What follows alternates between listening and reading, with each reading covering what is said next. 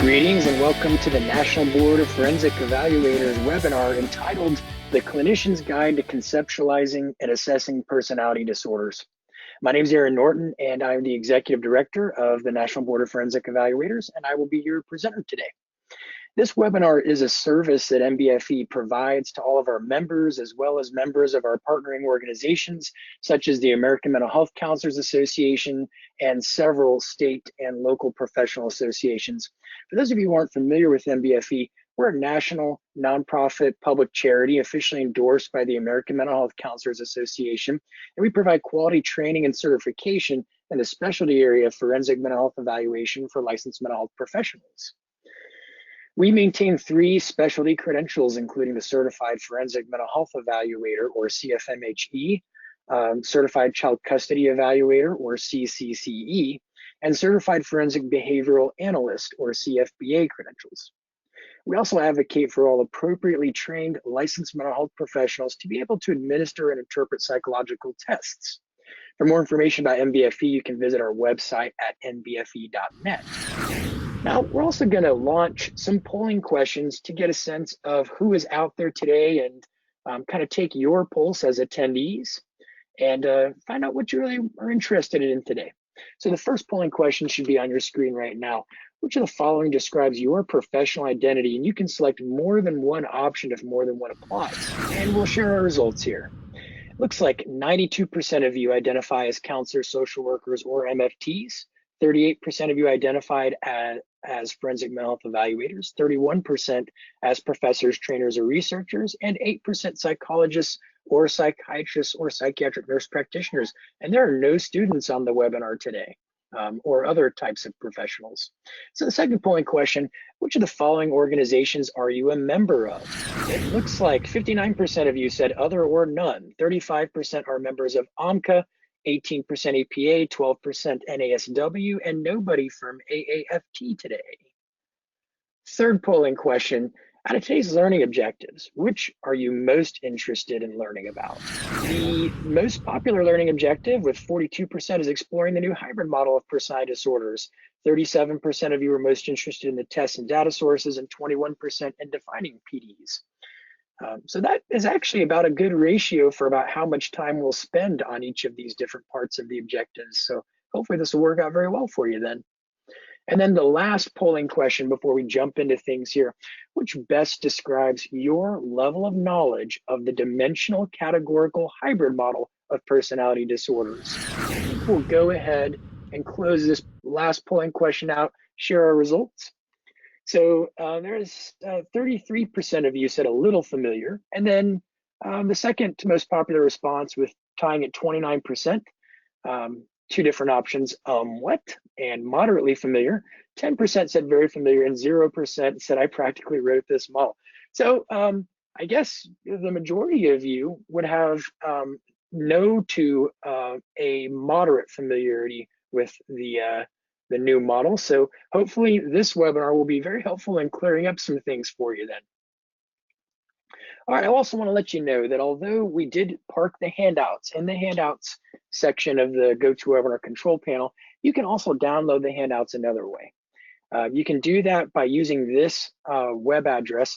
And I will tell you, I couldn't resist even a few minutes before the presentation making a couple last minute tweaks with the presentation. So the version that you'll see at this link is the most current version. It's even a little bit more updated than the version in the handouts box, although they are very close. So the address to get to that is app.box.com/V as in Victor /assessing PDs. This could be particularly helpful for those of you who are viewing this later on instead of attending the live recording. I'll leave that up for just a moment longer. App.box.com/V as in Victor /assessing PDs for personality disorders. All right. Also, on the left-hand side of this screen, you will see an email address that you can use to send me follow-up questions in case we don't get to your questions today, or in case we run out of time, or you didn't think of any questions until after the presentation. The address is aaron@nbfe.net for National Board of Forensic Evaluators.net.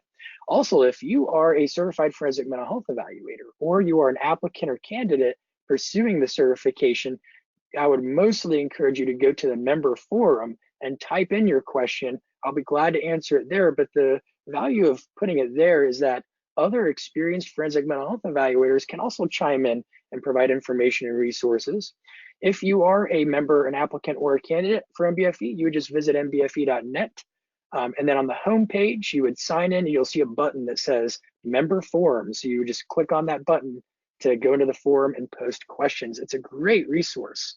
MBFE is a lot like a fellowship in that sense. We very much value mentoring each other and collaborating and sharing information. So what we're going to cover today, we are going to define personality disorders and describe the essential features of personality disorders very briefly anyway, because I'll assume you probably already have at least a cursory understanding of that already, so we won't spend much time on it. We'll identify some changes in the conceptualization of personality disorders. Specifically, we will at that point be focusing on the new hybrid or dimensional categorical hybrid model that you see in section 3 of the DSM-5, and then which many people have not looked at yet. And then we'll list several tests for personality disorders, including scoring and administration tips, and also briefly cover some other data sources that you can use for assessments. And then lastly, we'll get to your questions and answers. All right, so let's begin with what is a personality disorder. We're going to take this one line by line. A personality disorder is an enduring pattern of inner experience and behavior. Everything I'm about to show you on the slide comes straight from the DSM-5. And if we stop right here, an enduring pattern would clearly tell us this is not what we would call transient. These are not temporary patterns of behavior or internal experiences. These are enduring. So you would see these patterns throughout an individual's adult lifetime, and probably realistically also going deep into adolescence, perhaps even childhood, but certainly throughout their adult years. These would not be new symptoms. And this would deviate markedly from the expectations of the individual's culture. So we have to consider what are the cultural norms and values where this individual comes from, because culture actually plays a pretty significant role in some of the manifestations that we see in personality disorders. And they are pervasive and inflexible, meaning that they really kind of affect somebody in multiple areas of their life. And these traits are traits that are very resistant to change. And that is part of why clinicians often find themselves feeling very frustrated when they're working with clients with personality disorders.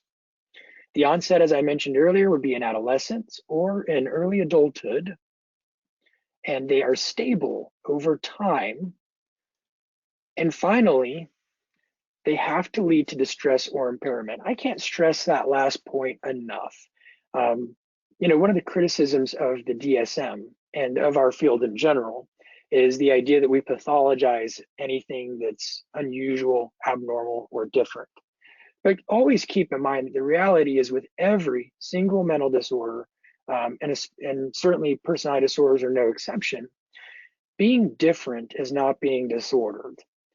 These personality traits have to cause clinically significant impairment or distress for the individual. And if they don't, we wouldn't call it a personality disorder.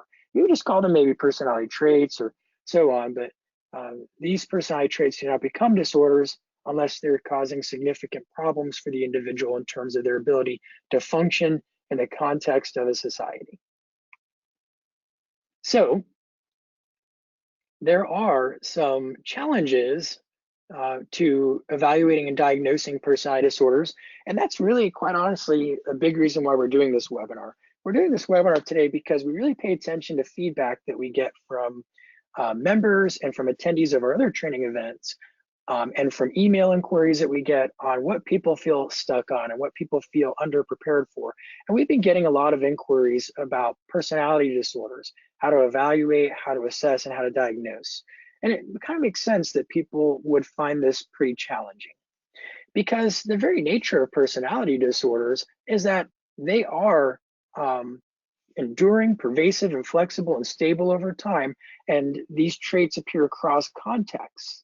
So by the very definition of personality disorders, because of that, it wouldn't be surprising that clients can be prone to denial, lack of insight, unawareness, minimization, justification, etc., because this is sort of, for lack of better wording, who they are at their core. So if that's true, then how does the clinician figure out whether the symptoms are chronic versus transient, and especially if the client's distorting the picture? That's an interesting question that gets raised. And then it also applies some pressure to clinicians because you may have very limited time to spend with a client who you're evaluating or assessing. So how do you diagnose a personality disorder when you might only be seeing the person one day, or maybe for a small number of hours spread out over a few weeks at best? If you're working in a clinical environment, you can always, defer diagnosing the personality disorder, and then you can begin to kind of more thoroughly explore the possibility of a personality disorder as you continue to work with the client. And you might have that luxury. But if you're a forensic evaluator, then you're not going to be spending a long time with this client. And yet sometimes there are scenarios in forensic arenas where you might be being asked to formulate an opinion on whether a personality disorder is present. And the stakes can be pretty high because, unfortunately, personality disorders do still have a lot of stigma attached to them, less so than in the past, in my opinion. So I don't know about you guys, but when I first came into this field, personality disorders were kind of often talked about with sort of a cringe factor among clinicians. Some of the things that I would hear is that personality disorders are permanent, that there's really no recovering from them. There's really, change is hard to come by with personality disorders. And there are particular types of personality disorders too that have really been singled out with a lot of stigma attached to them. One of those I think would be borderline personality disorder. I was taught that, first thing is I often hear verbiage like those borderlines, for example. That's certainly not people first language. It is, I think, pejorative sounding. It acts as though these are not maybe individuals or people, but this is some kind of species foreign to the human race or something like that. And then I will hear things like they don't change, they're difficult and frustrating to work with in treatment settings. This is not a recoverable condition. Historically, insurance panels would often not pay for certain personality disorders because they were viewed as not really being treatable. But we actually know that that's not true now. We know, for example, that many people meet the diagnostic criteria for a personality disorder in the first half of their adult life, but they don't and later on in their adult life. It's not as though the underlying personality traits disappeared and went away. It's that various things have changed over the years, whether it's chemically with the individual or it's because of wisdom and experience in life. But many things change in the second half of people's lives such that they may no longer be experiencing clinically significant impairment or distress associated with those personality traits. And at that point, we would be able to say they no longer have a personality disorder. So, for example, in research on borderline personality disorder, where we examine the efficacy of dialectical behavior therapy, we see that clients who participate in DBT for a minimum of 6 months, and in some studies more out to 12 months, are reaching a point where they really no longer meet the full diagnostic criteria for borderline personality disorder. They're down to maybe borderline personality traits or features, but they don't meet the criteria for the disorder anymore. So there are interesting and encouraging findings, and I think we have a lot to work against in terms of some kind of outdated ways of conceptualizing and thinking about personality disorders and their treatment. An additional challenge to evaluating and diagnosing PDs is that you can have two clients who have the same categorical personality disorder diagnosis, but they have entirely different symptoms. I'm going to show you an example of that actually on the next slide here. So here we have the diagnostic criteria for borderline personality disorder. Now imagine that you have two clients who have this diagnosis. Client A has the following 5 symptoms, and the other 4 do not seem to truly apply to the client. Now, one thing you'll notice with the diagnostic criteria is that you have to have 5 or more of these 9 symptoms. So an individual who meets 5 of them could very well meet the diagnostic criteria for borderline personality disorder, but not meet the additional 4. So client A experiences the unstable and intense interpersonal relationships where they might alternate between extremes of idealizing and devaluating the other individual. They may be, for example, they might meet somebody, get involved in a relationship or a friendship with somebody and think, this person is amazing, they're wonderful, they're the best thing since sliced bread. And then it may take only a small number of relatively small or innocuous events or experiences where the individual says or does something that just hits them a certain way, and then they think this person is terrible, they never really cared to begin with, how could they betray me, etc. So let's say this client has that symptom. And then this client also strongly identifies with identity disturbance. They have a really unstable self-image or sense of self. They don't really know who they are at their core, what they like and don't like, what their values and beliefs are. They might tend to be a social chameleon because of that and tend to kind of naturally take on some of the traits and preferences of people that they're around because they don't have a very strong sense of self. And maybe they're also very critical of themselves also, have poor self-efficacy or self-esteem. Let's say this client also has the affective instability, those mood swings, those wide-arching mood swings in a short period of time. In other words, they feel very strong. They're very emotional individuals, very much affective in their experience.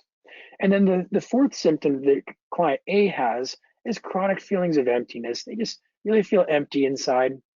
And then finally, transient stress-related paranoid ideation or severe dissociative symptoms. So when the stress gets really, really bad, they can start to get kind of paranoid, maybe think that people don't like them or are critical against them when they're not, or have some kind of agenda against them when they don't, or maybe even get dissociative, where they start to experience things like, I feel like I'm not really here, or like, this all just isn't really happening. Like I'm sitting in a movie theater and I'm looking at a screen, and the screen is what my eyes are seeing, but I'm not really in it. So that's client A. But let's say we have client B. Client B has all of the symptoms with blue arrows. They have frantic efforts to avoid real or imagined abandonment. So they can either be clingy and pull people in, or they can lash out in an attempt to get a response from the person so they can see that the person still cares. Second, they can be impulsive in at least 2 areas that are potentially self-damaging. Maybe they spend excessively. Maybe they're involved in risky or dangerous sexual behaviors, or substance use, reckless driving, or binge eating. And then client B also experiences recurrent suicidal behavior, gestures, or threats, or self-mutilating behavior. Maybe they even often will threaten to people that get close to them to kill themselves if that person doesn't do something that they want them to do or not do. They also have the wide swinging mood swings, the affective instability that client A has. That's the only symptom that the two of them have in common. And then they have inappropriate or intense anger or difficulty controlling their anger. So they can be very dysphoric, very uncomfortable to be around. People are really walking on eggshells around this person. In fact, I think there's a book entitled Walking on Eggshells that's about living with people with borderline personality disorder. If you look at these two clients, client A and client B, you're dealing with people who are very different in their personality traits in a lot of respects. They have like opposite symptoms of each other in some respects.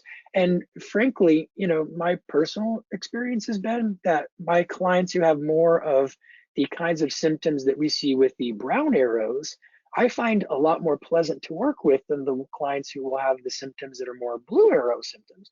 There are plenty of exceptions to that also. I've had clients with borderline personality disorder who are very difficult and challenging and frustrating for me to work with. And I've had clients with borderline personality disorder who are a pleasure for me to work with. So yet they have the same label, the same diagnosis, but very different symptoms at the same time. That's one of the challenges with the current categorical system of personality disorders. And this sort of lays the framework for the hybrid model that we'll be talking about later on today. Which brings us to the fact that we do have 2 different models for conceptualizing personality disorders. There's the model that most of you are trained on and very familiar with, and that you use on a day-to-day basis currently. And that's the categorical model. In this picture, we illustrate this by cleanly, neatly separated colors. We've got this disorder, and we've got that disorder, and we've got this disorder, and they have clearly defined boundaries and lines between them, and they're very separate and distinct from each other, even though they may look a little bit alike, and nice and neat and tidy looking. Then we have the dimensional model. The dimensional model is a little bit more complicated. We view things on spectrums. We view things as having a tremendous amount of overlap in the dimensional model. My personal opinion is that the dimensional model is a much more accurate model for conceptualizing personality disorders. It'd be nice if things were really as categorical as we see on the left-hand side, but it's not really that way. I think that lends some credibility to the second model that we'll be covering today. So if we go to the current model, which is the more categorical model, we have 10 different personality disorders that are divided into 3 different clusters. Cluster A includes personality disorders that people would view, individuals that people would often view as being very odd or eccentric, or perhaps bizarre might be another word that some people would use to describe these traits. They include paranoid, schizoid, and schizotypal personality disorders. Cluster B would be our personality disorders that are experienced as more dramatic, emotional, or erratic. These are the disorders that I think are probably maybe most intimidating for a lot of therapists to work with. They include antisocial, borderline, histrionic, and narcissistic personality disorders. And then finally, we have cluster C, which are categorized as being more anxious or fearful presentations, avoidant personality disorder, dependent personality disorder, and finally, obsessive compulsive personality disorder. So this is the current way of conceptualizing those 10 disorders. If we start with cluster A, we have 3 disorders: paranoid personality disorder, and I'm not going to cover the diagnostic criteria for every one of these personality disorders. We just wouldn't have time to do that. And hopefully you're already familiar with them, but we can start by saying that we do have our paranoid personality disorder, and I can give you brief descriptions of each anyway, the one-line version. Characterized by a pattern of distrust and suspiciousness such that others' motives are interpreted as being malevolent. So these individuals will often interpret people's behaviors as being somehow bad intentioned, against them in some way, or against others, oppositional in some way, when in fact they're not really intended to be so on the part of the other individual or individuals. And then the second personality disorder is schizoid personality disorder, a pattern of detachment from social relationships and a restricted range of emotional expression. These are individuals who will not appear very emotional at all in many scenarios. And then third, schizotypal personality disorder, that pattern of acute discomfort in close relationships, cognitive or perceptual distortions, and eccentricities of behavior. In the DSM-5, you will actually see this personality disorder also included in the chapter on psychotic disorders, because some people really just view it as essentially a psychotic disorder, and they will categorize it that way, not just as a personality disorder. They view it as being very connected, for example, to schizophrenia and other psychotic disorders. Then we move on to our cluster B disorders. We have antisocial personality disorder, characterized by a pattern of disregard for and violation of the rights of others, difficulty with social norms and empathy, oftentimes difficulty with authority and rules and regulations. The second is borderline personality disorder, which we already talked about, but is characterized by an instability in interpersonal relationships, self-image and affects, and marked impulsivity. Histrionic personality disorder, a pattern of excessive emotionality and attention seeking. And narcissistic personality disorder, pattern of grandiosity, need for admiration, and lack of empathy. Now, if we stop right here for a moment, this is another great illustration of one of the problems with the current categorical model. How many of you have seen, oftentimes maybe you're reading a psychological evaluation and you might read a diagnosis like other specified personality disorder with antisocial, histrionic, and narcissistic features. And that kind of helps to illustrate how much overlap there can be between these different personality disorders. That brings us to our final cluster, cluster C. These are the more anxious presentations. And we start with avoidant personality disorder. This is a disorder that some people view, maybe it could be better conceptualized as lying on a spectrum along with social phobia or social anxiety disorder, as a more severe version of it. but it is a pattern of social inhibition, feelings of inadequacy, and hypersensitivity to negative evaluation. Dependent personality disorder, a pattern of submissive and clinging behavior related to excessive need to be taken care of. And finally, obsessive compulsive personality disorder, pattern preoccupation with orderliness, perfectionism, and control. Also a great illustration. I've had a number of clients that I've worked with over the years who in my viewpoint, meet the diagnostic criteria for avoidant personality disorder. But they often will also have dependent and obsessive compulsive traits. For example, an individual who they're very perfectionistic about themselves, at least, and very self-deprecating. They also therefore feel very, very inadequate. And because of that, they'll tend to avoid being around people or interacting with people because of their inadequacy. And they'll be very hypersensitive to negative evaluation because they sort of have a very fragile self-concept. And because of that, they're going to need an awful lot of help from other people, and they'll learn to over-rely on others and maybe be overly submissive and clinging because of that sort of weak sense of self. So that's a great illustration of how people often are having cross symptoms that you could view as being part of any of these three different constructs. And that's a challenge with the current categorical model. Now, there are some other options for diagnosing a personality disorder in the current categorical model in the DSM-5. One is a personality change due to another medical condition, when the personality disorder symptoms seem to be mostly connected to a medical disorder, maybe one that is chronic and gradual in its onset, or it might be one that's very sudden because of something like an injury, for example. And then others specified, this is a category that you can use when somebody doesn't perfectly fit the criteria of any existing personality disorder, but when they have features that cross over, that when you put them all together, you would conceptualize as being a personality disorder. And if you use other specified, of course, at the end of your diagnosis, you're including a description of why the client doesn't neatly meet a specific personality disorder. So you might say, for example, that your diagnosis is other specified personality disorder, comma,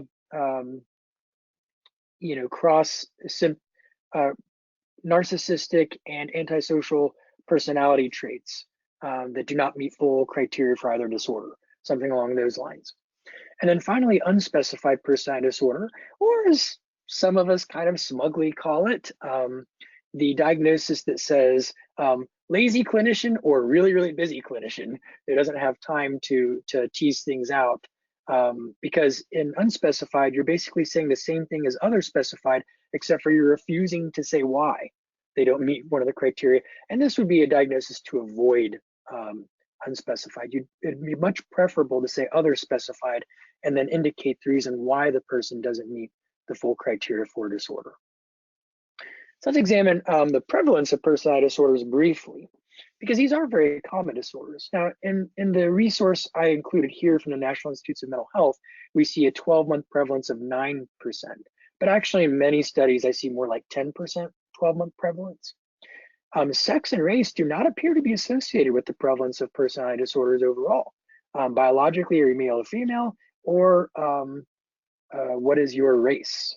And that, I think, is actually a good sign, because that lends itself to the idea that these are universal human personality traits that we're talking about. Now, that is not true for all personality disorders, that we don't see, for example, that with a specific personality disorder, there might be more females than males who would meet the criteria, for example. But overall, with personality disorders, there's not a significant effect with sex and race. And then there's an 84.5% comorbidity with other mental disorders. That means that the majority of the time that you have a client with a personality disorder, they have some other mental disorder as well. The most common personality disorders, I was always taught that borderline personality disorder was most common. That does not appear to be true. Maybe that's the population of all the personality disorders that's most likely to be present in a particular treatment setting. But actually, overall, obsessive compulsive personality disorder is most common. Nearly 8% of the population, the adult population. Narcissistic personality disorder would be number 2 at 6.2%, and very close to it at nearly 6% borderline personality disorder. I've alluded to this, but there are some problems with the current model. One, though, is a lack of empirical support. So the DSM-5 personality disorder work group concluded that the personality disorders that had the most empirical backing were antisocial personality disorder, borderline personality disorder, and schizotypal personality disorder. But there were few or no empirical studies that really focused on paranoid, schizoid, and histrionic personality disorders, for example. So there's not equal empirical support for many of these diagnoses. A second problem that we've talked about already is significant comorbidity with other mental disorders. And then finally, another thing to be aware of is that the ICD-11, which the United States has not adopted yet, has moved away from a categorical model. They have a very different personality disorder model that's been proposed for the ICD-11, and that'll make a little bit more sense in a moment here. And that really does bring us to the dimensional categorical hybrid model, or DCHM, as I'll call it going forward, because it's hard to keep saying dimensional categorical hybrid model. The first is a thing to be aware of with this new model is kind of a historical background here. See, the APA published the proposed changes from the DSM-4-TR to the DSM-5 on their website for a significant period of time in an attempt to collect feedback from clinicians in the field. So you could actually comment on and provide feedback on the changes. They posted this information on their website in 2012. And then when they posted that information, they completely revamped personality disorders. They replaced the categorical model that we were all used to, the DSM-4, with DCHM. But then there was a 6-month period where they took all the information down from their website prior to publishing the DSM-5, which I believe was May 2013. Now, when the DSM-5 came out in May 2013, many clinicians were surprised to see that DCHM did not replace the categorical model in section 2 of the DSM-5, that they actually maintained the old system from the DSM-4. Now, the information I've read and heard is that the feedback was overwhelmingly or highly critical from clinicians in the field. My personal opinion is that the frustrations seem to be more about change for clinicians, which is, oh my gosh, this looks so new and different. I don't like it. I'm familiar and comfortable with the old model. I really don't want this change to happen. So what the APA decided to do was, instead of replacing the old system with DCHM, they decided, you know what we're going to do? We're going to put it in section 3 of the DSM-5, which is the chapter on emerging measures and models. We're going to put it there, and we're going to kind of ease clinicians into it over time. So who knows, maybe DSM-6, they completely replace the categorical model with DCHM. So it's kind of the writing on the wall scenario.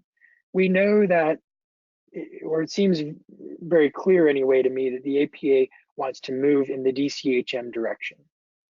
And they actually say things that imply that in the actual text of the DSM-5. We know that the World Health Organization is moving in this direction, as evidenced by the ICD-11.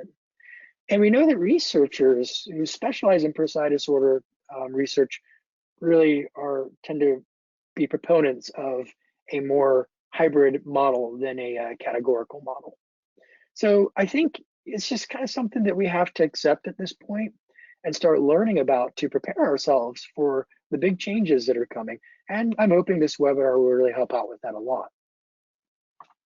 So for years, I have been describing personality disorders to my clients because I have my personal opinion. You know, originally when I was trained, I was taught, oh, don't tell them if you think they have a personality disorder because they'll freak out, and that probably wouldn't be very good. I don't believe that anymore. My experience has been the opposite. Most of the time, when I'm working in a therapy environment with a client, they actually find themselves relieved when I share with them my diagnostic impression and provide some psychoeducation. Because oftentimes they'll look at a description of a personality disorder and say, oh my gosh, that is me. And all these years I've known that things were off, and this just describes me to a T, and they almost feel validated by it. And then they actually get some hope, because if it's a real thing, and there's real research on it, then there are probably real treatments and approaches that could be helpful. What I see a lot, for example, is clients come in and they say, yeah, I've been diagnosed with bipolar disorder. And then I look at, where did that diagnosis come from? Well, it came from a psychiatrist who they saw for 5 to 15 minutes in a psychiatric hospital after maybe suicidal or suicide attempt number 3. What often happens, though, is people with borderline personality disorder are being mislabeled as having bipolar disorder. When I interview them, they'll talk about having the mood swings. So maybe some people are saying mood swings, yeah, probably bipolar, let's go with that, and do a mood stabilizer medication. But if they dig deeper, they'll find that these mood swings are over hours of time, maybe a couple of days at most, that somebody can swing from being really anxious to being very irritable and dysphoric to actually feeling okay, to being really anxious again, and then later on very down and depressed. That's not bipolar disorder. In bipolar disorder, you have to have a manic or a hypomanic episode. And you have to have those manic symptoms for a minimum of 4 solid days to qualify for a hypomanic episode, among other requirements, or for a minimum of 7 days to qualify for a manic episode, among other requirements, or for those manic symptoms to have been severe enough to require hospitalization. I've seen so many clients who they don't meet the criteria, never met the criteria for a manic or hypomanic episode, but somehow got a bipolar disorder diagnosis. I think that's for a couple of reasons. I think part of it is because they're being diagnosed by people who aren't spending enough time doing a thorough evaluation. I think it also has to do, again, with the issue of stigma. Oftentimes, I think people, they just don't want to provide psychoeducation and information on borderline personality disorder. They don't want the person to get reactive or something. They just call it bipolar and they move on to the next person. And then some people are afraid that once that diagnosis gets in somebody's record, that it's going to be too harmful to them, so best to keep it to yourself. That brings us to both legal and ethical concerns about upcoding and downcoding and misdiagnosing and all kinds of things. I don't think it's particularly helpful to go about it that way personally. So I've been working on the bedside manner and the way to approach clients when we're diagnosing a personality disorder and we're talking about it. I tell them, there are certain universal human personality traits. We all have them. Everybody's got these personality traits. It's just part of being a human being. But these traits, they can be turned up a notch higher or a notch lower in some people as compared to most people. That could be a good thing for some of these traits. It could be a bad thing. Sometimes it's just a thing that's neither good nor bad. But when these differences, when these traits being turned up higher or lower than the typical person create significant problems for the person, we might call those traits a personality disorder. That's the way I've always described it to my clients. That's the way it looks to me. That's my way of understanding personality disorders. I look at all the things. That's why undergrad students and grad students, when they first get exposed to the DSM and they look at personality disorder descriptions, they look at everyone and say, oh my gosh, that's me. I could have that disorder. Because they relate to so many of the things, because it's stuff we all experience, just in smaller doses maybe than others. We all sometimes have a hard time with knowing who we really are, maybe, or knowing what we really want out of life. We all have a hard time with mood swings sometimes. We certainly all have moods that swing, or at least the vast majority of us do. We all have had some interpersonal problems, some relationships that didn't work out, some friendships that didn't work out. So anybody could read any of these descriptions and then they can start to think of themselves, sort of like reading a horoscope in that sense. Obviously, though, with personality disorders, we're talking about clinically significant impairment or distress, not the typical variations of these personality traits that we see. But I describe it this way, and clients seem to accept that definition pretty well for the most part. I'm not saying that it's never troubling to a client to hear about a diagnosis of a personality disorder. In my experience, it's often clients who've already been labeled a million things by people in the past, and they're like, but none of it seems to fit or quite work for them, and they get some relief when they get this diagnosis. You may have had different experiences, and that is okay. But now this, by the way, this definition that I've always had seems to fit the new hybrid model extensively.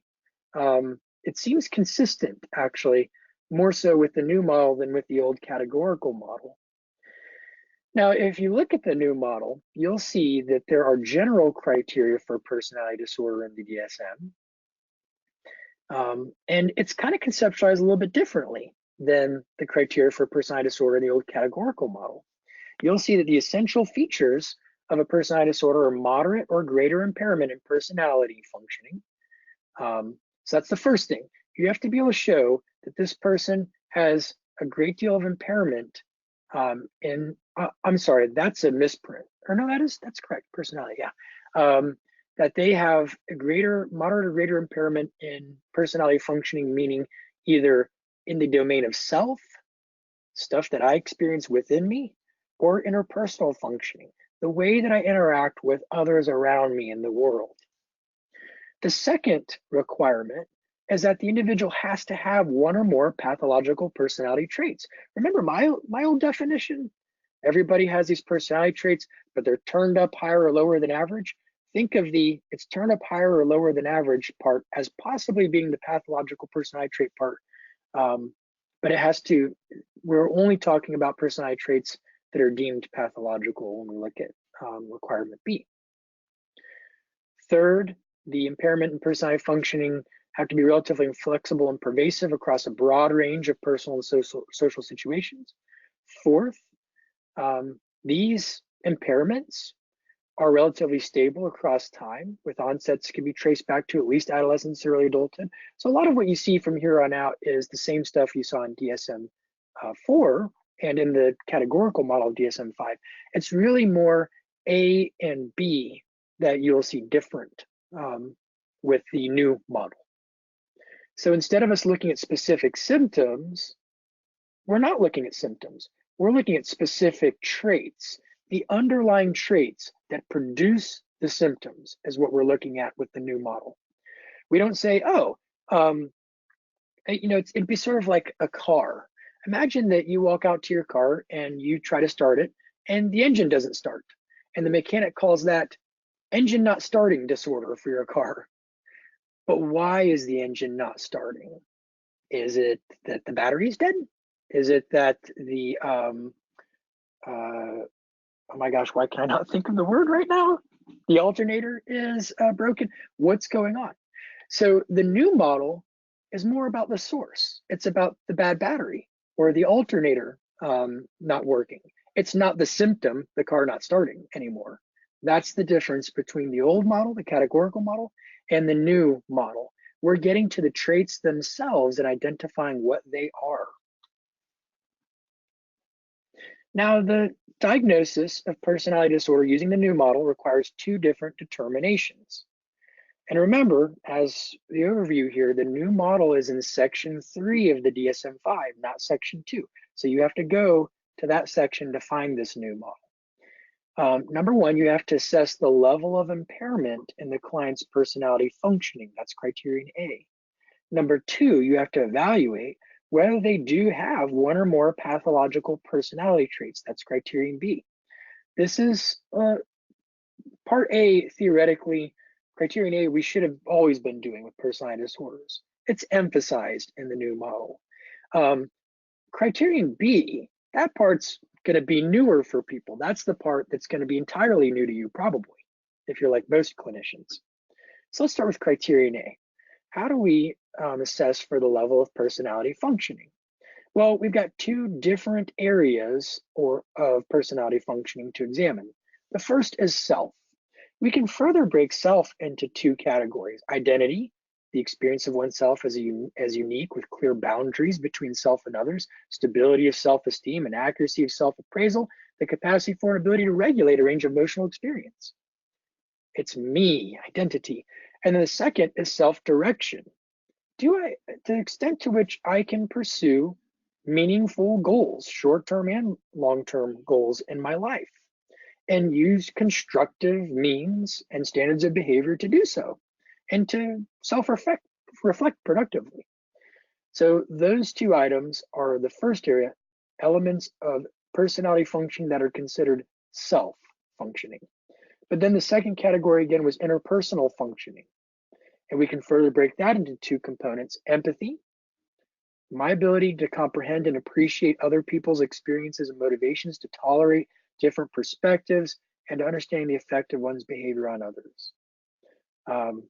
When I watch many cable news stations and I look at how people talk about the other side, whatever side it might be from them in the political arena, I start to question the level of empathy, the tolerance for varying and differing viewpoints in a society.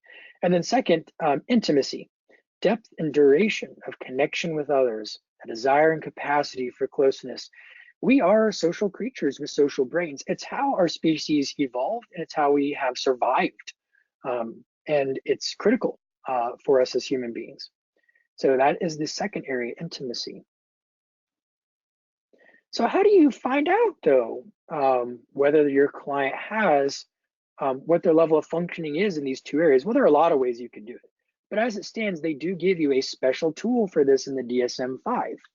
What I'm going to attempt to do right now is use a technology, reflector it's called, to see if I will be able to show you all this particular tool by beaming a screen from my iPad into the computer. Before I do that, though, I'm going to pause here because we're close to being halfway through today here. And I'm going to see if we have any questions. We do have one right now, it looks like, from Christopher, who says, how does executive functioning assessment play in the assessment of personality disorder? Okay, hold on to that question because it's probably going to be answered in just a moment, actually. I don't see any other questions for right now anyway, but feel free to continue typing your questions into the questions box as we go along here. And now I'm going to attempt to do some screen mirroring here and see if I get lucky. All right, hopefully you all can see right now my iPad on a screen in front of you, which has a big globe in the background. If you guys don't see that, then let me know, because I don't know, I'll have to try something different. Then I'm going to pull up my DSM-5, my electronic version, real quick here, which I have conveniently already on the personality disorder section. You'll see that when you read about the new, oh, actually, this is the wrong section. This is section 2 of the DSM-5. I'm going to use this as an opportunity to illustrate something. Let's go to the table of contents here. You'll see section 2, diagnostic criteria and codes. That's where most of us dig right into whenever we look at the DSM-5. But remember, the new model is, although the new model is briefly talked about in section 2, it really is parked in section 3, emerging measures and models. And specifically where it says alternative DSM-5 model for personality disorders. That is what we're going to click on, and here you'll see the information for the new model. And you'll see what I was just showing you, the elements of personality functioning. You'll also see that it says here, somewhere in here anyway, it says, it talks right here under criterion A. Look at the fourth line, the level of personality functioning scale, LPFS, see table 1. If you have the print version of the DSM-5, it's pages 775 through 778. So I'm going to click on table 1, and voila, here is a tool called the level of personality functioning scale. And you can use this tool to help you determine whether or not the client has impairment, either in the area of self, further broken into identity and self-direction, or interpersonal functioning, empathy and intimacy. And it gives you different codes. 0 means little or no impairment, 1 is some impairment, 2 is moderate impairment, 3 is severe, and 4 is extreme. And then in each of these domains, it gives you a description of what would tell you that the client has that rating. So if you give a rating 1 in the domain of self, which you see on the left-hand side at the top, self, and then under level of impairment, identity. We're going to go to 1, some impairment. That would mean the individual has relatively intact sense of self, with some decrease in clarity of boundaries when strong emotions and mental distress are experienced. Self-esteem is diminished at times with overly critical or somewhat distorted self-appraisal. And strong emotions may be distressing, associated with restriction and a range of emotional experience. So you'd sort of have to read this description and say, all right, the evidence that I have available, does that suggest that describes my client? But then you got to go to number 2. Well, does a rating of 2 better describe what you're seeing with this client, or does 1 better describe? So you always have to look, you have to go to kind of the different levels and then determine which one best describes your client based on the information that you have gathered. So that is that particular tool. And I am going to stop sharing for a moment here. We're going to use this again in a moment. But I'm going to go back then to the slides now that you've seen the tool and you know that it's there to help you assess functioning. Let's get into the criterion B part though, because this is where I think you guys are probably going to most find helpful. Pathological personality traits. So remember, with the new model, instead of calling it engine won't start disorder, we're going to figure out, is it the alternator? Is it the ignition? Is it the bad battery? What is going on underneath this? It's producing the difficulty with the engine not starting. Those are the traits, the personality traits. Those are the causes, is a way to think of it anyway.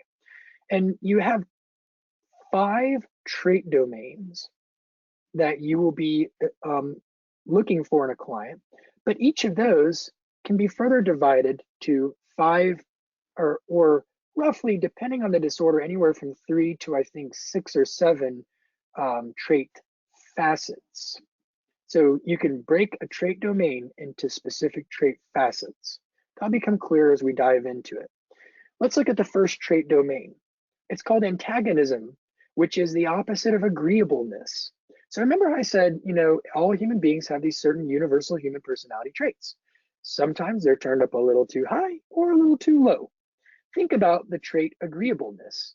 It can be turned up really, really high, and you have somebody who's highly agreeable, or it can be turned up down really, really low, somebody who is unusually not agreeable. That person who's unusually not agreeable would be considered to be perhaps antagonistic. So think of the personality trait antagonism, the pathological version of agreeableness, where the pathological end of that spectrum could be one way to think of it. And think about antagonism being turned up higher than average for a particular individual, such that it produces significant problems for them. That could be a personality trait that might be part of your trait-specific personality disorder. So how do we define it? We define it as behaviors that put the individual at odds with other people, including an exaggerated sense of self-importance and a concomitant expectation of special treatment, as well as callous antipathy towards others, encompassing both an unawareness of others' needs and feelings and a readiness to use others in the service of self-enhancement. Now, you can already guess in the current categorical model some disorders for which you might see antagonism. You may see it in people with narcissistic personality disorder. You might see it in people with antisocial personality disorder. You might see it in people with borderline personality disorder. It's a great illustration of how these personality traits cross those old categories. You can see it in many different personality disorders. So I'm going to also show you here, there's a table 3 in that section 3 section on the new model. And it gives you definitions for each of these trait domains and the various trait facets that make up the domain. So that is a great tool to use. But to kind of keep things simple, I'm going to maybe read a little bit from it for you today, but we're going to pay most attention to what's on the slides here. So if we look at the trait domain of antagonism, we can further break antagonism down into specific trait facets. The first 3, manipulativeness, deceitfulness, and grandiosity, are the most contributing facets to that concept of antagonism. The other 3, attention-seeking, callousness, and hostility, are contributors, but not as much so as the first 3. So what do these things mean? Well, manipulativeness, you probably know what that means, but it's defined in the DSM-5 as a use of subterfuge to influence or control others, the use of seduction, charm, glibness, or ingratiation to achieve one's ends. Deceitfulness is defined as dishonesty and fraudulence, misrepresentation of self, embellishment or fabrication when relating events. Grandiosity is believing that one's superior to others and deserves special treatment, self-centeredness, feelings of entitlement, condescension towards others. And then the other three here, which contribute less but still contribute to antagonism, include attention seeking, engaging in behavior designed to attract notice and make oneself the focus of others' attention and admiration. Callousness, which is the lack of concern for the feelings or problems of others, the lack of guilt or remorse about the negative or harmful effects of one's actions on others. And then finally, hostility. Then we move on to our second of the 5 different trait domains. It's detachment. Detachment's kind of the opposite of extroversion in a way in this model. It's defined as the avoidance of socio-emotional experience, including both withdrawal from interpersonal interactions, ranging from casual daily interactions to friendships to intimate relationships, and then restricted affective experience and expression, particularly limited hedonic capacity, the ability to experience pleasure, for example. So what are the traits that we combine together to conceptualize detachment, or what are the trait facets anyway? The first 3, withdrawal, intimacy, avoidance, and anhedonia, are the 3 that most contribute to this trait domain. The other 3 are secondary contributors: depressivity, restricted affectivity, and suspiciousness. So if we'll just look at withdrawal, intimacy, avoidance, and anhedonia for a moment. Withdrawal is going to be defined as, in the DSM-5 anyway, as being a preference for being alone to being with others. Reticence in social situations, avoidance of social contacts and activity, and a lack of initiation of social contact. Intimacy avoidance is defined as an avoidance of close or romantic relationships, interpersonal attachments, and intimate sexual relationships. And then finally, anhedonia, a lack of enjoyment from, engagement in, or energy for life's experiences. Deficits in the capacity to feel pleasure and take interest in things. Think about those first 3 trait facets, and you can pretty clearly already probably start to guess which disorders from the current categorical system you would be most likely to see these traits in. You might see them, for example, in avoidant personality disorder. You might see them in schizoid personality disorder, or you might even see them a little bit in maybe dependent personality disorder. Maybe not. Maybe a little bit less with the dependent one, but with the other 2, you'd probably see a lot of them. So let's move on to trait domain number 3, disinhibition, which is considered the polar opposite of conscientiousness. It's defined as an orientation toward immediate gratification, leading to impulsive behavior driven by current thoughts, feelings, and external stimuli, without regard for past learning or consideration of future experiences. So disinhibition, if we look at the definition provided in the DSM-5, we can look at these specific trait facets. Again, the first 3, irresponsibility, impulsivity, distractibility, are the most dominating contributions to this particular trait domain. But there are 2 others, risk-taking and then a lack of rigid perfectionism.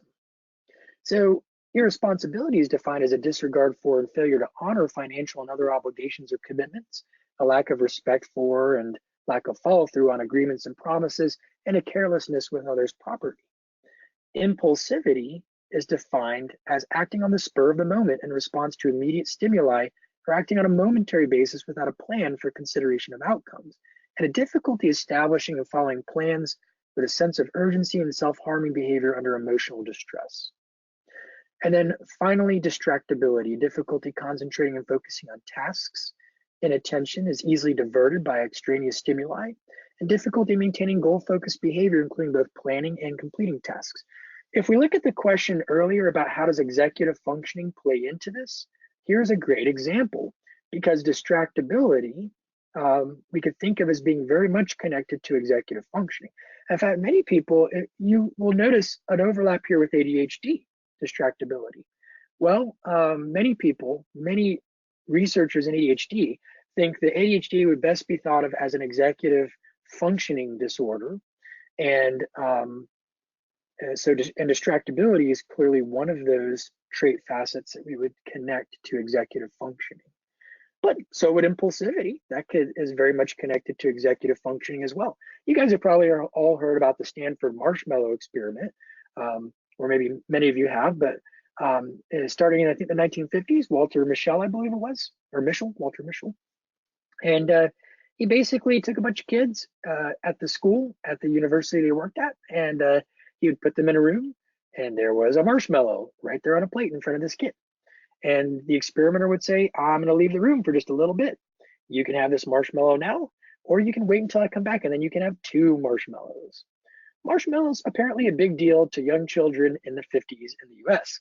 So that experimenter walks out of the room, and some kids just inhale that marshmallow immediately like it was down the hatch. Other kids sit there and lament and struggle with it and try as long as they can to not eat that marshmallow. Some kids, a minority of them, could actually wait the full 15 minutes for the researcher to come back, but most eventually gave in. And they would look at then in longitudinal research, were there any statistical correlations between how long the child could wait to get the reward and what happens to them later on in life in terms of grades and the likelihood of being arrested and the likelihood of having a stable career and stable relationships and so forth. And as you can guess, the children who perhaps were more impulsive and they just inhaled that marshmallow quickly and they didn't have that delay of gratification tended to not have as good of an outcome in various areas of their life later on. So here, this might partially address that question about executive functioning that was raised earlier. Let's go to our final, no, I'm sorry, there are 2 more trait facets. I'm gonna move along faster here so we make sure we get plenty of time for the tests and measures and assessment strategies. Negative affectivity versus emotional stability, defined as frequent and intense experiences of high levels of a wide range of negative emotions like anxiety, depression, guilt, shame, worry, anger, and their behavioral and interpersonal manifestations. The first 3 trait facets that you see here have the strongest connection to this trait domain. They are emotional lability, and emotional lability, most of you probably know what that word means, but let's just give you the DSM-5 definition of it anyway. An instability of emotional experiences and mood, emotions that are easily aroused, intense and or out of proportion to events and circumstances. Second is anxiousness, feelings of nervousness, tenseness, or panic in reaction to diverse situations. Frequent worry about the negative effects of past unpleasant experiences and future negative possibilities. Feeling fearful and apprehensive about uncertainty and expecting the worst to happen. And then finally, separation insecurity, the fears of being alone due to rejection by and or separation from significant others based in a lack of confidence in one's ability to care for oneself both physically and emotionally. And then the others you can look up later if you'd like to, but we'll move on to the final trait domain, psychoticism, which is considered the polar opposite of lucidity, a different, there's sort of 2 ends of the same personality pole. Is defined as exhibiting a wide range of culturally incongruent, odd, eccentric, or unusual behaviors and cognitions, including both process, such as perception and dissociation, and content. An example is beliefs. There are only 3 trait facets that inform psychoticism. Those 3 are unusual beliefs and experiences, which in the DSM-5 is defined as beliefs that one has unusual abilities such as mind reading, telekinesis, thought action fusion, or unusual experiences of reality, including hallucination-like experiences. Second is eccentricity, odd, unusual, or bizarre behavior, appearance, and or speech, having strange and unpredictable thoughts, saying unusual or inappropriate things. And then finally, cognitive and perceptual dysregulation, odd or unusual thought processes and experiences, including depersonalization, derealization, and dissociative experiences, mixed sleep-wake state experiences, and thought control experiences. So those are your 5 trait facets that if and when the DSM replaces the old categorical model with DCHM, you will have to know all about those trait facets and trait domains to really accurately identify personality disorders. Now, they do a very interesting thing with this new model. It's sort of like a compromise between the people who prefer the old categorical model and those who like the new hybrid model like myself. The compromise is that they are maintaining 7 of the original 10 personality disorder, or I'm sorry, 6 of the original 10 personality disorders, but they're just reconceptualizing them from the new hybrid model. So I'm going to show you what that looks like by going back over to our screen mirroring here real quick.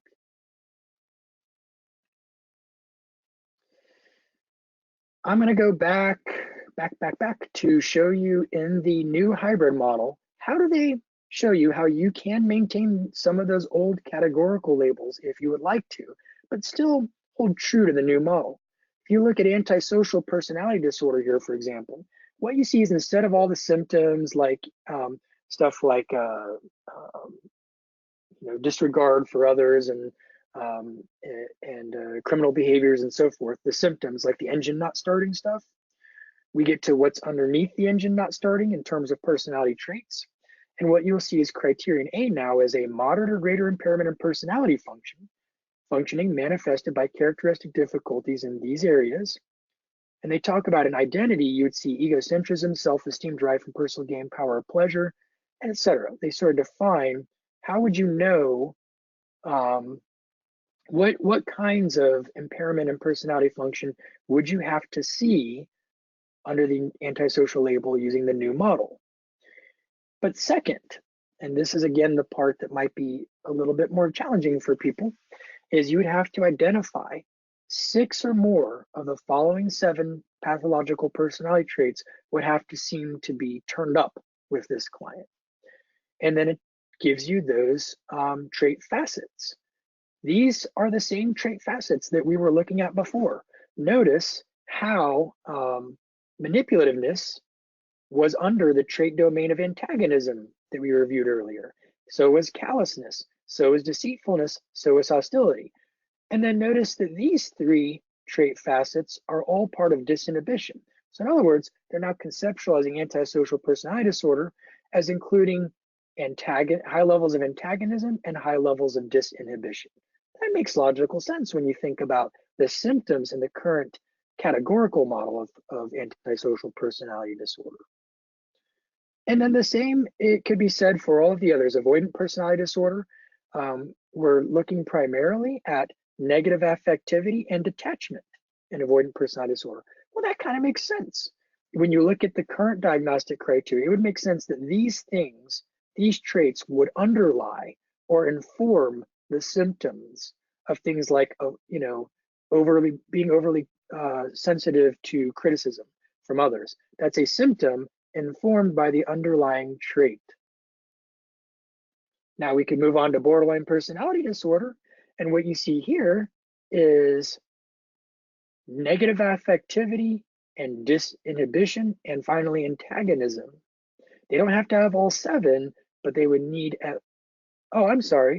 they would need 4 of them. So never mind, 4 of the 7 would be needed to qualify for this for criterion B of a borderline personality disorder if you were using the old categories with the new hybrid model. Then we can move on to narcissistic personality disorder, where we see that we're looking at antagonism. It's all antagonism with narcissism, specifically through grandiosity and attention-seeking facets. And finally, or not finally, but next is obsessive compulsive personality disorder. And what you can see here is negative affectivity and attachment, along with rigid perfectionism.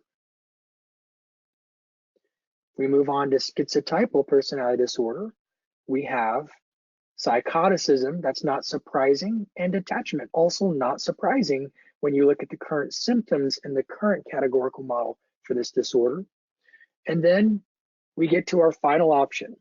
The final option, which is the one I like the most personally, is personality disorder trait specified, where here you're not going to use any of the old categorical diagnoses. You're going to say personality disorder trait specified, and then you're going to identify the traits that are turned up with this client significant enough to produce clinically significant impairment or distress. And then you would list what those different traits might be. So that is the what you will see in the DSM-5 in terms of stop hearing the new model and the criteria for it. Now we'll go into what can help you though when you're actually with a client to figure out whether this stuff applies using both the old model and or using the new model if you prefer to go that way. Before we get into that though, I'm just going to check in on our questions here. So let's see here. We have a question from Lisa. Do ACE scores affect personality disorders?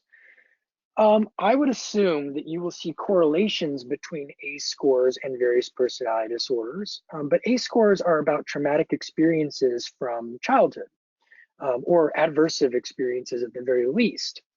And so another way to think of your question is, do we believe that adversive childhood experiences affect personality disorders? Well, yeah, there is some reason to believe that. See, personality disorders, you'd have to ask the question, how do we get personality disorders to answer this question? Where do they come from? What is their underlying etiology or cause? I hate to tell you, but there's not a single one. My answer to anybody who says, well, how did I get this personality disorder would be a very accurate, I think, answer. And it's relatively concise, but it's not very helpful. And the answer is because of a very complex and wide range of a number of biological and experiential or environmental variables that all align in just such a way to produce this phenomenon. That's not particularly helpful, but it's true. This is a nature and nurture phenomenon. We start off with biological predispositions that don't put us all on the same level playing field to begin with in life. Then we grow up, and even whether from the womb to the point of young or early childhood experiences, all the way through the course of our lifetime, we have various experiences that can unlock genetic potential. And there's a complex interaction between those experiences and our genetic predispositions and biological variables. And then there are correlations between childhood trauma and various personality disorders. But there are times when people don't really have any trauma from their childhood experiences that are particularly adverse anyway, and yet they still have personality disorders. So it comes back to the old nature versus nurture. And I do think that adverse childhood experiences can contribute to the development of personality disorders. I do not think that they solely explain them though. So that brings us to Chris's question. Have you ever printed out and shown these pages to clients when giving feedback? Let's see, have I? The closest thing to that, actually I'll answer that question when we go over the tests. I think we'll be naturally answering that question anyway. Next one, Linda asks, what would a frontal lobe impairment brain injury lead to the domain of personality? Yes, it certainly could affect somebody's personality to have a frontal lobe impairment. Now, I believe that you could diagnose theoretically a personality disorder due to another medical condition maybe, but also maybe not, because remember the definition of personality disorder, it has to be something that emerged in adolescence and certainly by early adulthood. So if you have a 45-year-old who suddenly gets a brain injury, now their personality is affected, I would diagnose that differently than a personality disorder due to another medical condition. I would probably diagnose it more as a neurocognitive disorder, or let's say that their symptoms were more depressive, then it might be a depressive disorder due to another medical condition, or if their symptoms were, whatever it is, it would be due to another medical condition. But it gets a little messy to tease out when we call that a personality disorder due to another medical condition or not. Lisa says, traumatic experiences create PDs, right? Oh, okay, but then she also said, okay, thanks. So I think we have answered that question. I would say they contribute to the development of personality disorders. They do not solely explain them, though, in my opinion. All right, so I think we've covered all the questions for now. So let's jump into components of a quality evaluation. Because I want you to remember, if you're evaluating a client for personality disorder, a test isn't enough. A test is just a test. It's a statistical process that gives you clues as to statistical probability, whether A, B, or C might be true for somebody, but it can't definitively tell you anything. It takes an experienced, qualified clinician and good judgment factoring in a wide range of variables from multiple data sources. And I don't think that's one reason I think we don't have to worry about computers taking over our jobs anytime in the near future, because I don't think they can do this the way that a human being could. You have to have your clinical interview. That's going to be the most important data source, in my opinion. You will often be reviewing various records, especially if you can't depend very highly on the clinical interview because the client's defensive, or they're minimizing their underreport, or they have poor insight, or they're a poor historian, or they have secondary gains, or could be malingering, or whatever the case might be. So pulling various records, medical records, previous evaluations, therapy notes from therapists who've seen the client, et cetera, can be extremely helpful. Arrest records. You might see that somebody says, I get along fine with people, and then you pull their arrest record and there's a whole bunch of batteries and assaults and things like that. Other collateral information interviews with people who know the client well and experience them, family members, can be particularly critical sometimes, and significant others. And then finally, you have your objective test data, and I recommend normed and very relevant applicable psychological tests.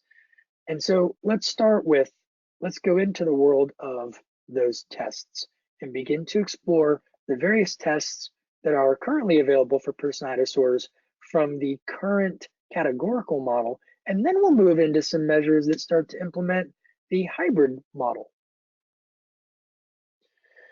So the first two are not my preferred tests on this list. I prefer number 3, the Personality Assessment Inventory, or PAI. That being said, the MCMI-4 and the MMPI-2 both do certainly test for personality disorders.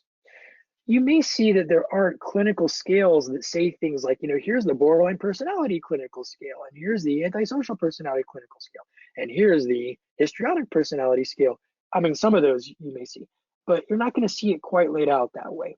What will happen is if you're doing like a computerized administration of the MMPI or the MCMI, you'll see that although if there's not one scale specifically for one particular disorder, but that by looking at combinations of results in different scales, the computer can essentially say this person's symptoms that are reported in this test are symptoms that are commonly reported by people with this particular type of personality disorder. So it will suggest to you that you further explore possible diagnoses of personality disorders.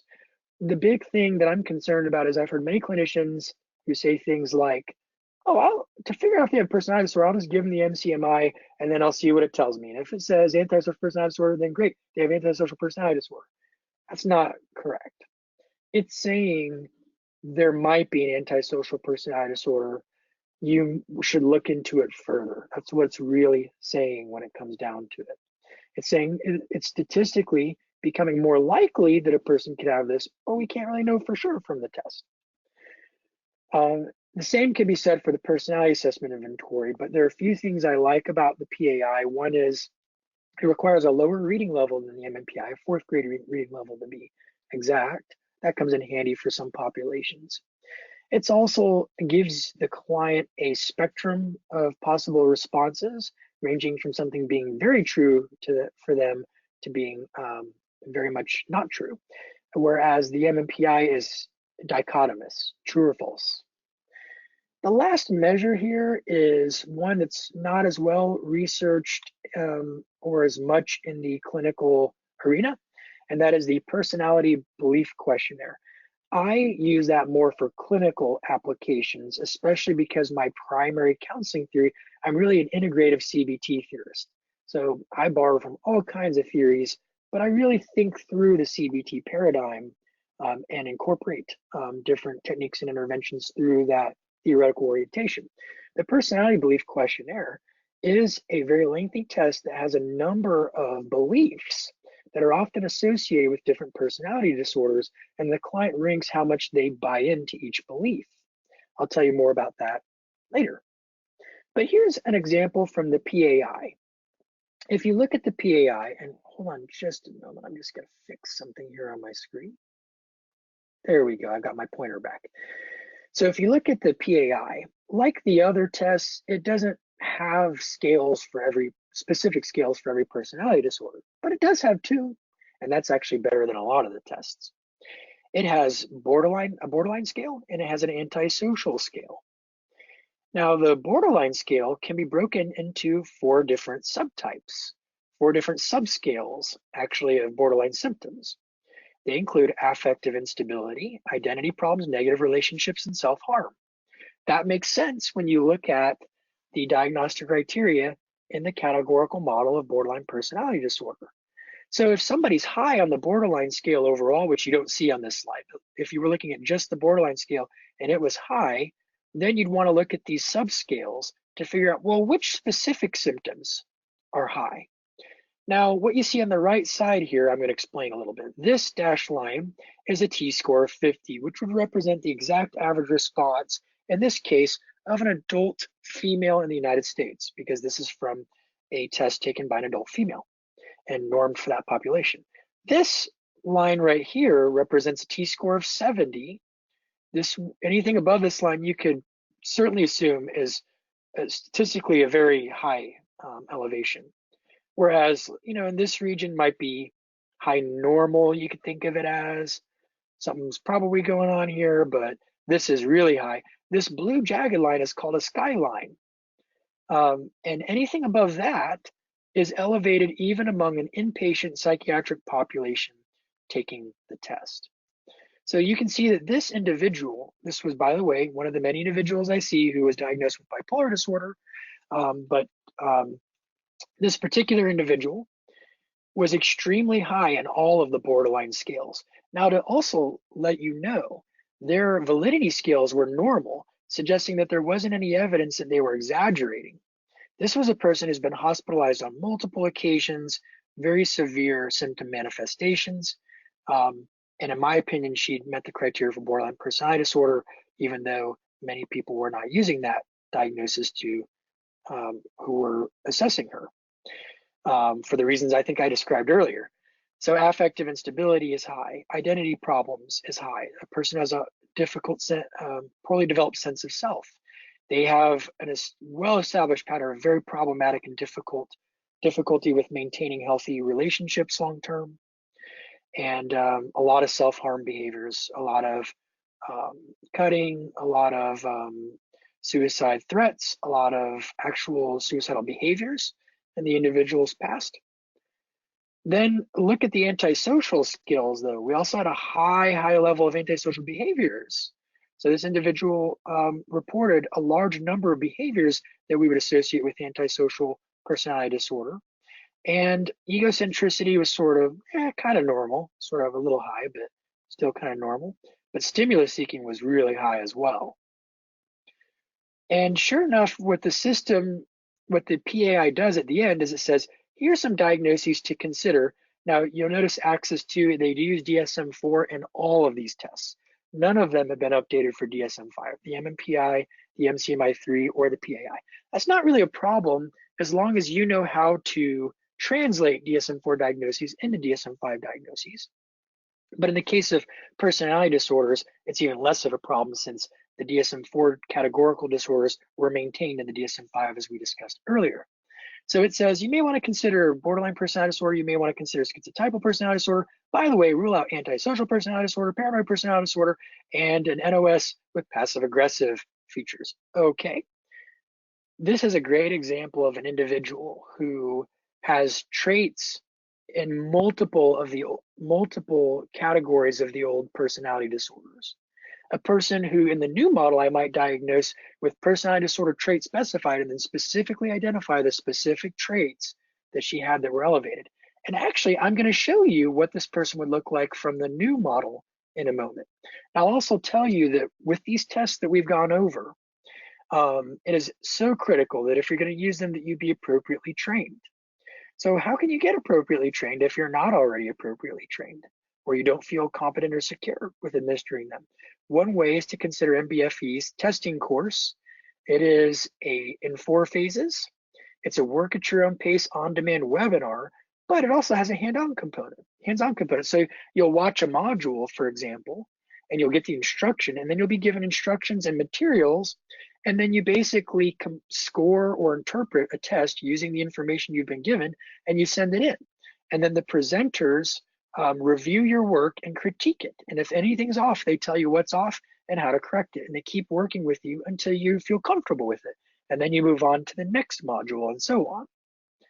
If you complete it successfully, you get a letter that automatically documents that you've met PARS, which is a major test distributor, their level C testing level, which is their highest level. So if you're interested in that, you can click on this link or go to NBFE's website and then click on our on-demand webinars and you can access it. It is a fairly expensive training. It is $1,500, which is how much I paid to take it in 2016, I think it was. Well worth it though. And if you are CFMHE or you are an applicant or candidate, make sure you get your $500 discount to bring it down to $1,000. But for what you're getting for value, it is just worth its weight in gold, and one forensic evaluation pays it off. So anyway, there are some free measures for the new model though. So we're going to take a look at that today. Specifically the personality inventory for DSM-5. What I'm going to do is I'm going to actually go to my web browser right now, and I'm going to show you how to get to this. You would go to dsm5.org, dsm5.org. When you get to this website, scroll down on the right-hand side to online assessment measures and click it. Then you would scroll all the way down to personality inventories and click it. And then you can do the versions for adults or for essentially preteens and teenagers. But let's click on the one that I most commonly use, which is the personality inventory for DSM-5 adult. I find it much more helpful than the brief form if I'm thinking from the new model, but let me click on it and show you what it looks like. First of all, it is long. It is a long test. It has, I think, like 300 and something items, maybe 220 actually items. The client goes down and they would mark how true each of these statements is for them. Now, a limitation to this test is that it has no validity scales. So really, it requires the client being very honest and very insightful about what's going on with them. In forensic evaluations, you cannot rely on a tool like this. You could use it as a supplemental tool maybe for your own conceptualization, but I would never use this as a replacement for a test that has validity scales in a forensic eval, maybe as a supplement only.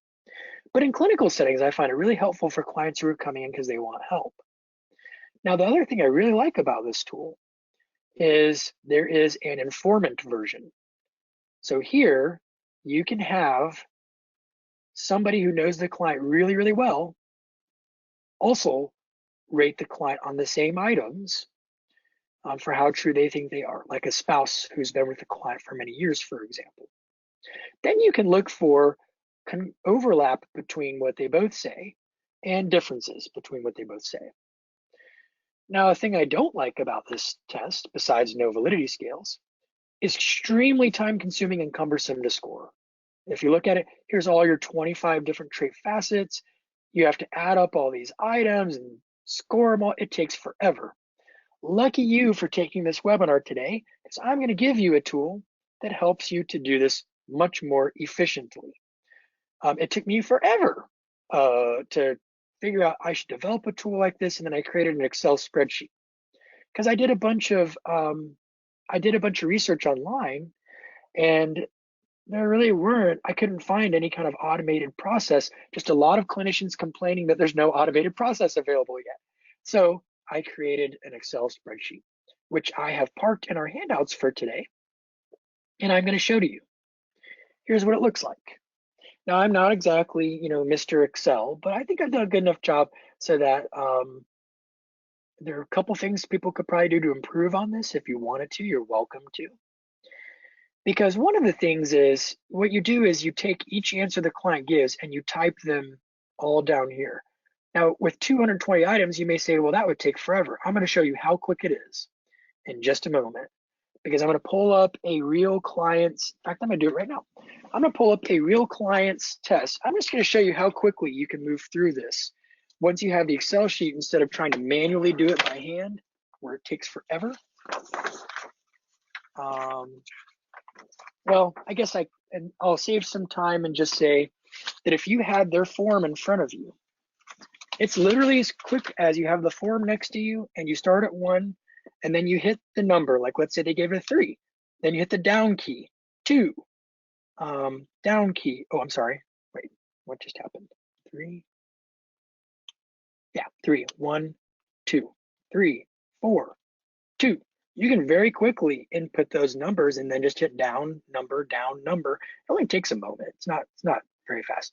And as you can see, as we type, the Excel spreadsheet starts automatically calculating the different levels of the 25 facets and even the 5 domains at the bottom.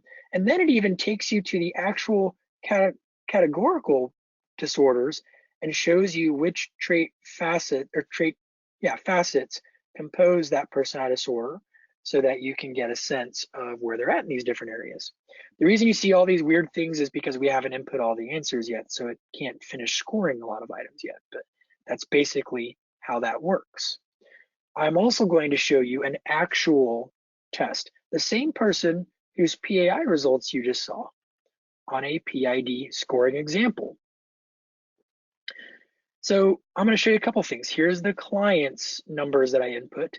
Here are all their different levels. Now online, when I was reading posts from various researchers and evaluators, they were saying that from a qualitative sense, consider an average facet score of 1.5 to 2 or higher to be elevated.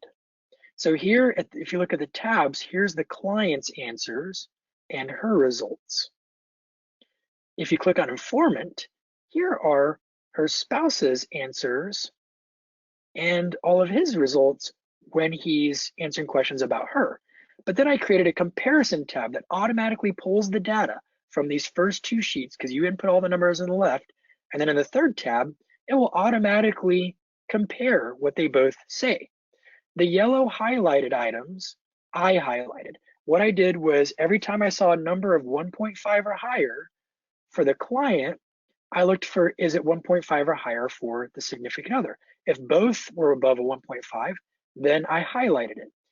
Because my thinking was, if they both agree that these are elevated with the client, there's probably something to it. I'd certainly be exploring it further, but there's probably something to it. Now look at this client. Remember what the PAI said about her. Now look at what trait facets were elevated: anhedonia, anxiousness, depressivity, distractibility, emotional ability, impulsivity, perseveration, separation, security, withdrawal. And then the overall domains, therefore, that were elevated were negative affect and disinhibition. Remember what borderline personality disorder, antisocial personality disorder, those were the things to think about. Disinhibition, antisocial. Negative affect, borderline. So that just gives you an example. When you look here, though, impulsivity is really the only area that was high with antisocial. And you would need 6 or more of these. So it's really just a trait that could fit for antisocial. But look at avoidant personality. Anxiousness, withdrawal, anhedonia, all very high with this individual, who is extremely socially insecure and withdrawn. Look at the borderline ones. You need 4 or more, and there are 5 that both she and her spouse identified as being elevated with her. Not really any narcissism, but a lot of perseveration, and also a lot of social withdrawal, which is an overlap again to avoidant. So this is a great illustration of how, with the new model, her traits span several different disorders. We might do a personality disorder trait specified with higher levels of impulsivity and anxiousness and withdrawal and anhedonia and so forth. Those are the things causing the engine to not start, so to speak, using the old metaphor. Not a very good metaphor, so I apologize for it, but it is what it is. So let's go back then. You have, oh, one thing I forgot to tell you. When you're inputting these numbers using the Excel spreadsheet I've given you, the yellow items here, you score them the opposite of the way they are in the chart. So the chart gives you, the client can say 0 to 4. If the client says 3, you'd give them a 1. If the client says 4, you'd give them a 0. If the client says 2, you'd give them a 3, and so on. Those are in the directions of the actual tool when you download it from, I'll open it up again here so you can see. When you download it from the DSM-5 website, you'll see in the instructions that there are certain items with R's next to them.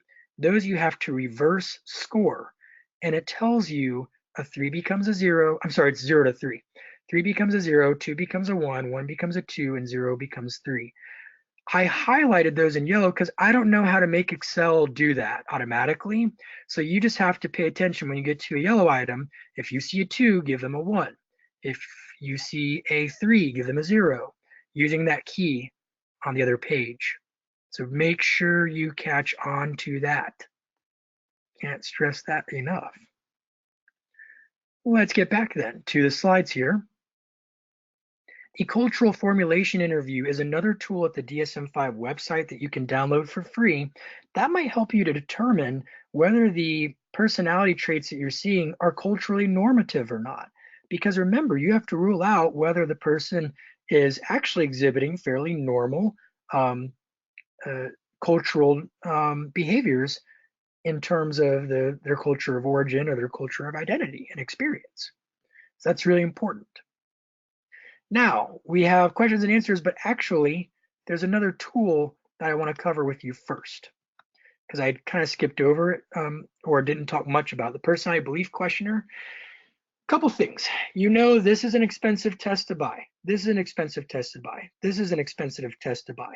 By the way, you can get 40% off of all 3 of these if you register for our testing workshop, because I didn't know this until about a year ago. Apparently, PAR provides a 40% discount for people who are trainees in a testing workshop or course. And there's a form that we have that we give you that documents and basically that you'd submit to PAR to get the 40% discount. And so our attendees started telling me about it and wanted me to sign these forms and stuff. So then we just started giving them to everybody who does the course, and they've been getting 40% off. I wish I would have known that back when I took the course, because I spent a lot of money on these things that I didn't have to spend. Now, the personality belief questionnaire, though, is the cheapest item that you will see on this slide. I wouldn't use it so much for forensic evals, but clinically, I would certainly use it, or maybe again as a supplement for using one of these other tools in a forensic eval. But how can you get the personality belief questionnaire? If you click on any of these links on the PDF handout version, you can be redirected to a site. You'll see that this one will take us to this book, Cognitive Therapy for Challenging Problems. Notice the price. You can get the Kindle version for $27.83. You can get it on paperback for as little as $17.36. So it's cheap. Guess what's in there? The full personality belief questionnaire and the scoring instructions are all there in that book. Now, let's say you don't want to photocopy it and you want a nice, clean PDF version. You can simply email the Beck Institute and they will send it to you for free. You just tell them that you bought the book and you're looking for the clean PDF version. I would have given it to you, but there's a copyright on it. And even though I see a lot of it online and stuff, I didn't want to breach a copyright. So make sure you buy this book if you want to use that tool. It's going to be one of the cheapest tests you'll buy in that sense. But this is also a great book, by the way. It really covers how to do cognitive therapy with clients, for example, with personality disorders and other very challenging cases. It's like the more advanced version of the book, Cognitive Behavior Therapy, Basics and Beyond by Judith Beck. So what I've done is parked in your handouts, because it is also cumbersome to score the PBQ. But look at this. I gave you a copy of an Excel spreadsheet that I created, where you add up the value of these different numbers and you put the number here. It calculates a z-score. It tells you in this column, patients with certain personality disorders, if I extend this a bit, what their z-score cutoff was. And then over here, if it's negative, then you this is the average for patients who do not have a personality disorder. And then this shows you the difference between the client's Z-score and patients with a particular personality disorder. If you see anything above a 0, then they're basically scoring in the range that people with that personality disorder tend to score in. So they're endorsing this individual, who's the same individual, by the way, that you saw the PAI and the PID-5 on. This individual scored high for endorsing beliefs that people with avoidant personality disorder endorse. Same thing with dependent, a little bit with passive aggressive and obsessive compulsive, and definitely not these personality disorders, but paranoid, yeah, very consistent with what the PAI was saying, very consistent with what the PID-5 is saying. It's lovely when everything kind of lines up together and they all suggest the same thing. So make sure that you use this Excel spreadsheet because it will save you a lot of time, and you have it because you signed up for this webinar, and we want to make sure that you're getting your money's worth. So let's get back to, actually at this point, I think we're ready for questions and answers, and it's nice because we have 14 minutes, enough time, well, probably more like 10 minutes because we have to do some announcements at the end and some stuff like that. But let me look at our questions and see what we have here. So we have a question from Kirk. And by the way, for those of you who haven't already, make sure you type your question right now into the questions box so that you can get whatever you need answered, whatever you feel like you didn't get from this training or what you want more information on, make sure you type it in the questions box. Kirk says, what would you use for someone applying for SSDI or SSI? Okay, well, that's a great question. I don't think, I could be wrong, but I'm not sure that if personality disorders tend to qualify people for disability. Only because I don't think I've ever seen a case when that panned out. I tend to see more other kinds of disorders. Uh-oh, somebody said lost sound. Oh, never mind, it's back. Good. Also, I think, let me check something with my audio real quick. Yeah, I can take these off because they lost battery power a little while ago. So I'm talking to you right now through the computer mic instead. So if now let's say that you could get disability for personality disorder, I would go back to our slides here. And if we go back a couple spaces, I would tend to use one of these 3 tests. For me, it's going to be the PAI. That's number 1. The PAI will tell me, is there any evidence that this person that we would have reason to doubt their self-report validity skills, but it'll also give me rich information on a number of clinical scales and diagnostic probabilities. Then, if there's any evidence that the client is exaggerating or feigning their symptoms, which is often the case when I do disability-related evaluations, then I'm going to supplement it with another tool. You don't see it on this slide because it's not specifically about personality disorders, but it is a tool called the SIRS-2. The SIRS, SIRS-2. It is a great tool for detecting malingering. It will show you probabilities of whether a person is feigning or exaggerating their symptoms. Wonderful tool. A little weird to score, kind of hard to catch on to unless it's a tool you got to be trained on. By the way, it happens to be a tool that we train you on in this workshop. In fact, in the first phase, that is your first assignment, is to take a SIRS-2 that was actually completed by a client, score it, and interpret it using the information that we give you. And then it gets critiqued and reviewed. And if anything's off, then we coach you on it until you feel comfortable and you've got it. And then we move you on to the next measure. So that's the SIRS-2. I would do that for a lot of disability evals. And then any other tools that I use would be specific to what I think could be going on with the client. Let's say, for example, that major depressive disorder was a likely possibility. I might also throw in some kind of depression measure like the Beck Depression Inventory or something along those lines as a supplement. And then let's say that instead it was, what would be a good example? Maybe it's anxiety instead. I might do the Beck anxiety inventory or some other anxiety related measure. Let's say I don't think ADHD would ever get somebody a disability, but let's pretend for a moment. I would throw in the CAT A, which is a great ADHD tool. So this is my primary tool. Then I might do a malingering test like the SIRS-2 if there's evidence of exaggeration, feigning, or malingering. And then I might choose specific tests based on what was elevated here and or in the clinical interview.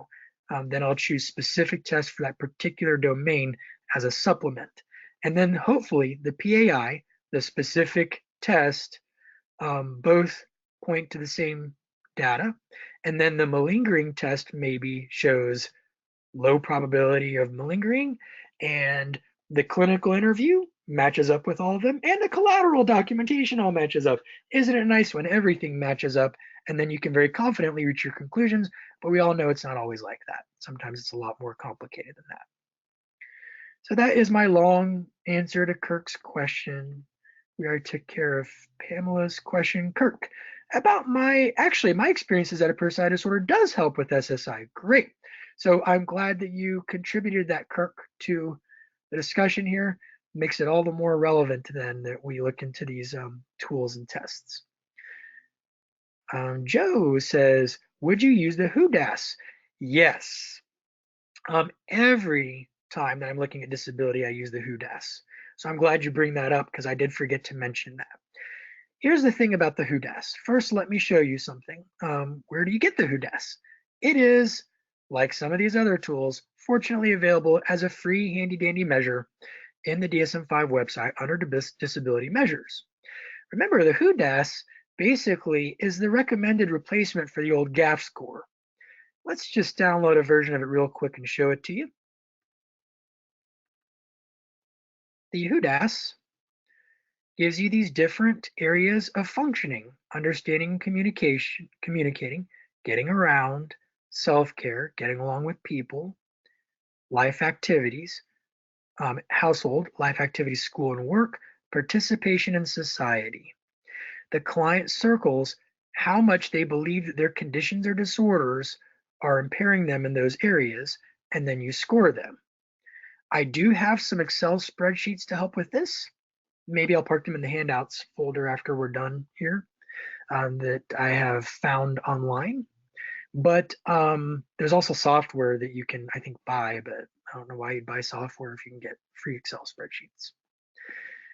Couple problems with this measure: no validity scales. So this would help when you have ruled out malingering and the data shows you that you probably have fair reason to trust their self-report. That'll make this an even more important measure.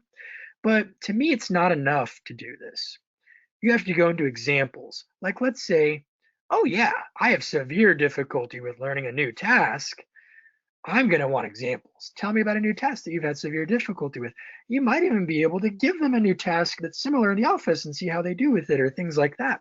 There are some tests that help with that, but it's not enough for them to circle something on a sheet of paper for me. You need to dive in the clinical interview. You need to get examples.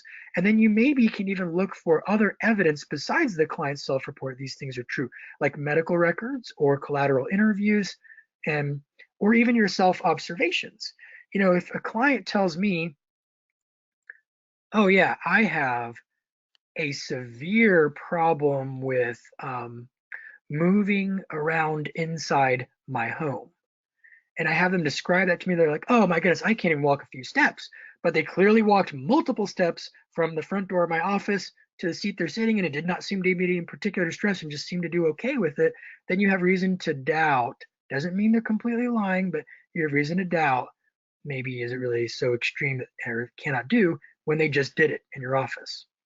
So don't just go by what they circle on the sheet, but it is a great, it's a great tool. So there are a couple comments also that I'm going to read to you here. One of them is, yeah, personality disorders generally do not qualify for court for disability, another evaluator said. So we're having some different answers or responses on that item. It'd be interesting to tell. Maybe I think we were also told, well, it helps. Maybe it helps because it's secondary to another disability. I'm not sure. I thought for some reason, I'd have to go back and review regs, but for some reason I thought personality disorders weren't a standalone disability for Social Security demonstration. Maybe someone knows a clear definitive answer on that and can send us that through the chat perhaps. Interviewing people. A comment has been raised about how maybe some tips for interviewing people who seem to have antisocial personality disorder. So I find it important to, number one, I don't act like, the affect of the counselor makes a big difference. So I'm just very comfortable in the room. I'm matter of fact. I'm pretty direct about things. I can talk about very serious sounding things and have a very straight face and a casual but professional demeanor while I do it. And I think that's important. I think that you have to think about how you ask each question. So for example, let's say that you were doing an evaluation and you were trying to figure out if somebody met the symptom, had a diagnosable alcohol use disorder, and they've had many different DUIs in their past. If you ask the client, have you recurrently used alcohol in physically hazardous situations such as driving?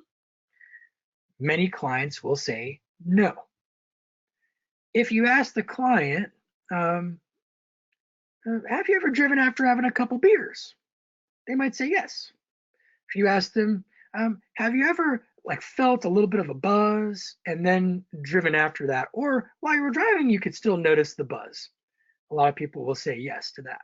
If you ask questions and you sound like the DSM when you ask them, expect a lot of no's or confusion. You have to find very casual ways of wording things.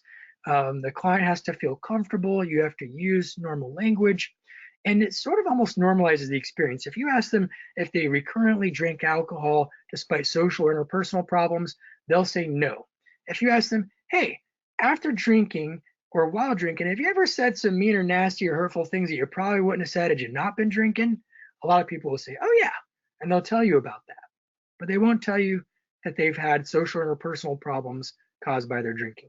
I think the same works for people with sociopathy. And by the way, people with an antisocial personality disorder diagnosis, a secondary test I like to use for them is called the PPI-R. That's a good test to use, and there's a computerized software version of it that you can buy, which I have found very, very helpful in getting to, and it has validity scales built into it as well. We could probably talk more about interviewing people with antisocial personality disorder, but the problem is we're out of time. So we got to move into a wrap up. Fortunately, I don't see any other questions in the box. So hopefully you all got what you were really looking for. One thing I want to emphasize here at the end, before I give you a couple quick announcements, is I think just remember, you are working with human beings, and these human beings that you're working with have the same personality traits that all the rest of us have. It's just that, again, they're turned up a little higher or lower in some people than others, and sometimes that's sufficient to produce significant problems with the ability to function and have a meaningful life, causing clinically significant impairment or distress. And that's when we call something a personality disorder. It's not like these are different breeds or species of human beings or something. And I think that's important to remember when you are thinking about and talking about personality disorders.